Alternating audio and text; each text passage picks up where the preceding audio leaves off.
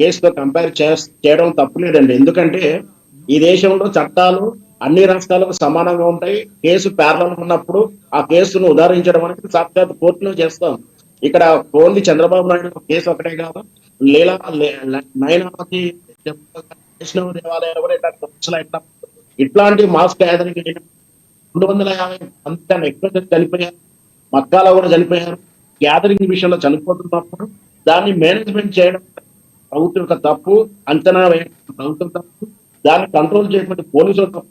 ఖచ్చితంగా నాకున్న అవగాహన ప్రకారం ఈ కేసులో అల్లు అర్జున్ మళ్ళీ అరెస్ట్ కాదు. చివరికి మాత్రం అతనికి జరిమానా బాధ్యులు రైట్ రైట్ మీ దగ్గర ప్రాబ్లం ఉంది, మీరు చెప్పేది ఎస్ అర్థమైంది, మీరు చెప్పేది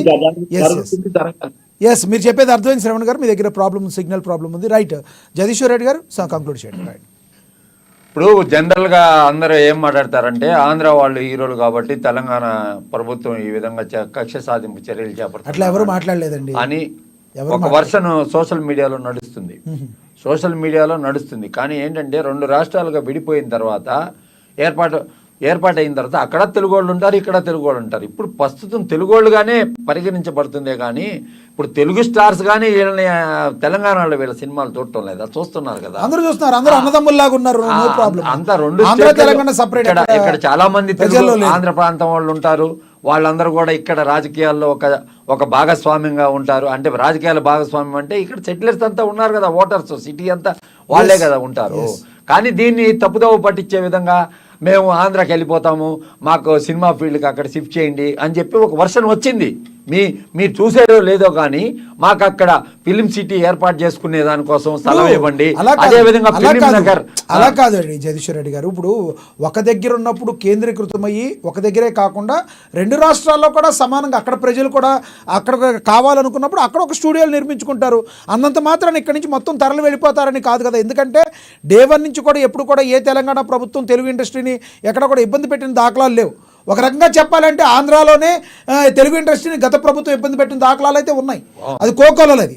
కాబట్టి ఆ విషయంలో ప్రాబ్లం అయితే ఏమి లేదు. ఎవరైనా కూడా ఇక్కడి నుంచి వెళ్ళిపోతామని ఇంతవరకు ఎవరు అన్నారైతే నేనైతే వ్యక్తిగతంగా వెళ్ళిపోతారు అనే వర్షన్ ఇంకా రాలేదండి.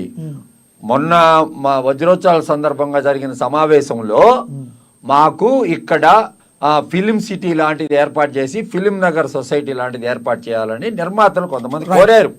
ఆ వేదిక మీద చంద్రబాబు నాయుడు గారిని కోరారు, మీరు అలాట్ చేయండి మాకు అని. ఇక్కడ ఫిలిం సిటీ రామోజీరావు గారి ఫిలిం సిటీ ఉన్నప్పుడు ఇక్కడ ఫిలిం సిటీ ఉంది కదా, ఎక్కడెక్కడో పరభాషల నుంచి అందరూ కూడా ఇక్కడికి వస్తారు కదా. ఇప్పుడు ఏంటంటే ఈ ఇన్సిడెంట్ తర్వాత ఆ భావం కూడా ఉంది. ఈ భావం వల్ల ఏమవుతుందంటే ఎవరైతే మద్రాసు నుంచి ఇక్కడికి వచ్చినప్పుడు ఎవరైతే ఇక్కడ స్థలాలు పొందారో మళ్ళీ అక్కడ వాళ్ళ స్థలాలు అక్కడ కూడా పొందడం జరుగుతుంది. ఇదే నిర్మాతలు అక్కడ స్థలాలు కూడా పొందడం జరుగుతుంది. వాళ్ళ ఆస్తులు కూడా పెంచుకునేదానికి ఒక అవకాశం ఉంటుంది. కాబట్టి ఏది ఏమైనప్పటికీ కూడా ఇక్కడ వచ్చిన తర్వాత చెన్నైలో ఉండగా ఇంత చలనచిత్ర పరిశ్రమ ఇంత వెలుగు లేదు. అయితే ఇక్కడికి వచ్చిన తర్వాత హైదరాబాద్కు వచ్చిన తర్వాత చలనచిత్ర పరిశ్రమ ప్రతి ఒక్కరు ఎవరు చూసినా కూడా ధనవంతులుగా ఉన్నారు. చెన్నైలో ఉన్నప్పుడు ఇబ్బంది పడిన వాళ్ళు ఉన్నారు, అన్ని రకాలుగా ఉన్నారు. కానీ ఇండస్ట్రీ ఒక ప్యాటర్న్లో, ఒక చలనచిత్ర పరిశ్రమ ఒక ప్యాటర్న్లో, ఒక సిస్టంలో ఉండేది. ఇప్పుడు ఇక్కడ అందరూ ఇక్కడ ఉన్న నటీనటులు కానీ దర్శకులు కానీ అన్ని వ్యాపారాల్లో ఇన్వాల్వ్ అయి ఉన్నారు. ఏది రియల్ ఎస్టేట్లో ఉన్నారు, వాటిల్లో ఉన్నారు, వీటిల్లో ఉన్నారు. చెన్నైలో ఉండగా ఓన్లీ సినిమా వరకు, సినిమా వ్యాపారం వరకే పరిమితమై ఉన్నారు. రైట్. అంటే ఓవరాల్గా చూసుకుంటే ఇప్పుడున్న ఇక్కడ వాతావరణ పరిస్థితుల దృష్ట్యా ఇక్కడి నుంచి ఇప్పుడు ఇమీడియట్లీ ఉన్నట్టుండి సినిమా ఇండస్ట్రీ వేరే ఆంధ్రప్రదేశ్కి తరలిపోతుంది అనే దానిలో దాన్ని ఈజీగా కొట్టిపడేయచ్చు. ఎందుకంటే ఇక్కడున్న వాతావరణానికి ఒకసారి అలవాటు పడి ఒకేసారి ఇక్కడి నుంచి వెళ్ళటం అనేది జరగదు. ఎందుకంటే 2 తెలుగు రాష్ట్రాల్లో కూడా తెలుగు ప్రజలు ఉన్నారు. తెలుగు ప్రజలు ఇక్కడ తెలుగు ప్రజలే, అక్కడ తెలుగు ప్రజలే. కాబట్టి ఏమైనా ఉంటే ఆంధ్రప్రదేశ్లో ఏమన్నా వెసులుబాటు ఏమన్నా కల్పిస్తే అక్కడ కూడా కొన్ని స్టూడియోలు నిర్మించుకునే అవకాశం ఉంటుంది. ఇది వేరే టాపిక్ అవుతుంది. ఏది ఏమైనప్పటికీ కూడా ఈరోజు రోజున ఆ బాబుకి ఏమీ జరగకూడదని చెప్పి మనసావాచ్య కర్మ అందరూ అయితే కోరుకుంటారు. బట్ ఆ ఫ్యామిలీకి తోడుగా ఉండాల్సిన బాధ్యత ప్రభుత్వానికి ఉంటుంది. అదేవిధంగా ఎవరైతే సెలబ్రిటీ ఉన్నారో ఆ సెలబ్రిటీకి ఉంటుంది. అదేవిధంగా ఎవరైతే పలకరించడానికి వెళ్ళారు, అల్లు అర్జున్ గారు పలకరించడానికి వెళ్ళారు కానీ ఆ బాబుని పట్టించుకోరా అని చెప్తున్న కొంతమందికి ఆ బాబుని ఎటువంటి పరిస్థితుల్లో పట్టించుకోవడానికి మేము సిద్ధంగా ఉన్నామని అల్లు అర్జున్ గారు చెప్తున్నారని చెప్పి మరి కొంతమంది వాళ్ళ అభిమానులు కానీ అందరూ కూడా చెప్పడం జరుగుతుంది. మరి రానున్న రోజుల్లో ఏం జరుగుతుంది అనేదో వేచి చూడాలి. ధన్యవాదాలండి. చర్చలో చెప్పండి.